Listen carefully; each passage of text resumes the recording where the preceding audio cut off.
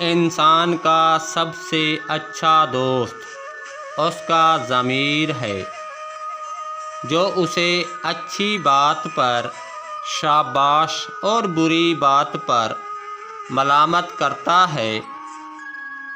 ایک بار جب اللہ کی طرف سے نعم البدل آ جائے گا تو آپ بھول جائیں گے کہ آپ نے کیا کھویا ہے۔ آج کے اس مطلب پرست دور میں اگر لوگ آپ کی تعریفیں بھی کرنے لگیں تو سچ نہ سمجھ لینا، کیونکہ اکثر تعریفوں کے پل کے نیچے مطلب کی ندیاں بہتی ہیں۔ ہو سکتا ہے کسی شخص کی نیت درست ہو، لیکن اس کا عکس دکھانے والے کی نیت درست نہ ہو، لہٰذا ہر سنی سنائی بات پر یقین نہ کیا کریں۔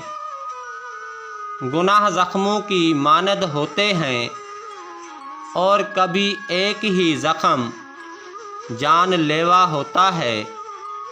جب کسی انسان کے لیے دل میں کڑواہٹ آ جاتی ہے تو اس کے لیے برا بولنا فرض سمجھتے ہیں، اور برا بولنے سے پہلے یہ نہیں سوچتے کہ ایک وقت میں وہ ہمارے ساتھ کتنے اچھے تھے۔ میں تو یہ سمجھتا ہوں جب لوگ پیچھے ہٹیں تو ان کے پیچھے بھاگا نہیں جاتا، بس ان کو خوش رہنے کی دعا دیں اور اپنا رستہ تبدیل کر لیں۔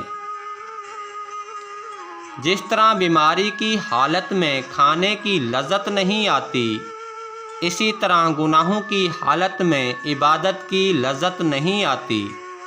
گناہوں کی جستجو ترک کر دیں، عبادت میں لذت خود بخود پیدا ہو جائے گی انشاءاللہ۔